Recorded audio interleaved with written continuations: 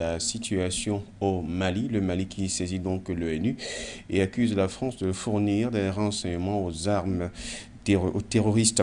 La prochaine bataille de la guerre diplomatique qui s'oppose entre Français et Maliens se jouera-t-elle à New York? Bamako dit détenir des preuves d'un soutien de Paris au groupe terroriste malien. Le ministre des Affaires étrangères du Mali, Abdoulaye Diop, a écrit le 16 août au Conseil de sécurité des Nations Unies afin de réclamer une réunion d'urgence sur la situation dans son pays. Dans sa lettre, le chef de la diplomatie multiplie les accusations envers la France et les soldats dont les derniers ont officiellement quitté le territoire malien le 15 août.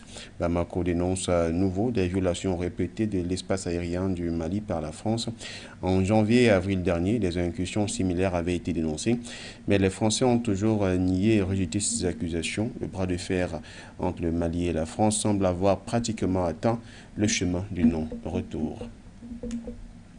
Parlons cette fois-ci de la situation du côté de la Guinée-Conakry avec la CEDEAO qui ne lâche donc pas prise au niveau de sa médiation, a annoncé tout d'abord de se retrouver dans ce pays pour le 17 août.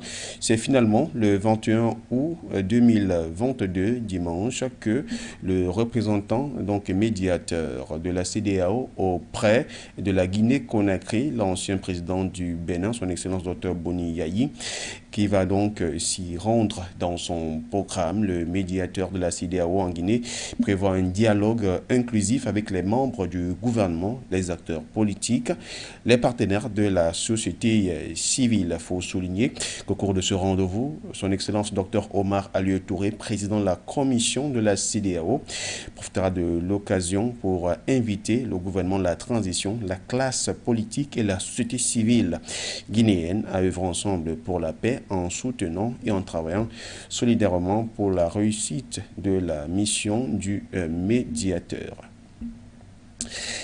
Allons du côté de l'Afrique du Nord avec la Libye où le gouvernement s'oppose à la nomination d'un Africain au poste d'un envoyé spécial de l'ONU.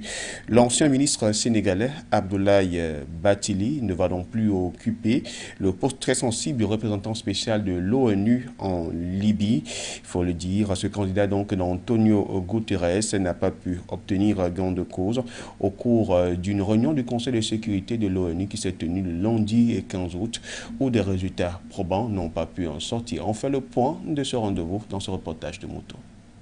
Finalement, Abdoulaye Bathily, ancien ministre sénégalais, ne va pas occuper le poste très sensible de représentant spécial de l'ONU en Libye. Ce candidat d'Antonio Guterres n'a finalement pas été nommé.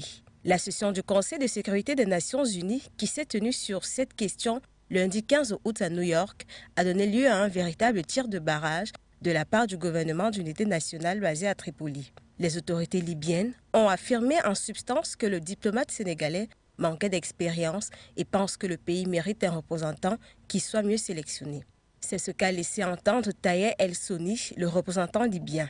Pour la première fois, Tripoli réclame que son avis soit pris en considération lors du choix du prochain émissaire. Son représentant à l'ONU, Taher El-Soni, a appelé à des discussions préalables, sérieuses et profondes, avec les Libyens avant de procéder au vote, afin d'éviter un échec de dernière minute. Le gouvernement d'union nationale dirigé par Abdelhamid Dbeibah soutient plutôt la candidature de l'Algérien Sabri Boukadoum, qui a été refusée par surprise par les Émirats arabes unis et aussi par Washington, si l'on en croit Alger. Sabri Boukadoum connaît bien le dossier libyen et Dbeibah a été reçu à 2 reprises à Alger alors qu'il est isolé à l'international depuis la fin de son mandat en décembre dernier.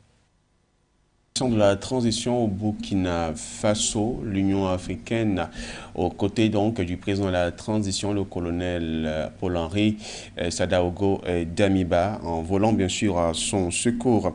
Une équipe donc de l'Union africaine est à Ouagadougou depuis le 17 août, ce jusqu'au 20 août. L'objectif bien sûr de ce rendez-vous sera d'examiner la conduite de la transition politique en cours dans ce pays. Il faut le dire que cette délégation tient donc une première, qui n'est donc pas le premier, après bien sûr le coup d'État du 24 janvier 2022. L'UA va tenter donc de pouvoir repositionner la situation du côté du Burkina Faso. L'Union africaine est à Ouagadougou depuis le 17 août 2022 et ce jusqu'au 20 août. Objectif, examiner la conduite de la transition politique en cours dans le pays. Cette visite de délégation de l'Union africaine n'est pas une première au Burkina Faso. Après le coup d'État du lundi 24 janvier 2022, l'Union africaine a déjà dépêché plusieurs de ses émissaires au pays des hommes intègres. Souvent, la mission de l'Union africaine est couplée par celle de la CEDEAO. L'instance africaine plaide aussi pour un retour rapide à l'ordre constitutionnel et mise sur un chronogramme de transition de courte durée, tout comme la CEDEAO. Cette nouvelle mission de l'Union africaine à Ouagadougou, même si tous les objectifs ne sont pas encore précisés, vise à s'imprégner de l'évolution du processus de la transition politique dans le pays.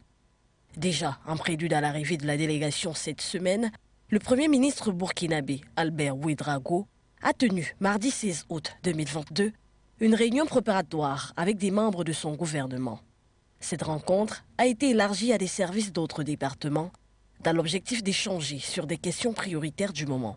Dans la conduite de la transition, la délégation de l'Union africaine est conduite par le commissaire aux affaires politiques, paix et sécurité de la Commission de l'Union africaine. Le Burkina Faso a entamé une transition politique depuis le coup d'État du 24 janvier contre le président Roch-Marc Christian Kaboré.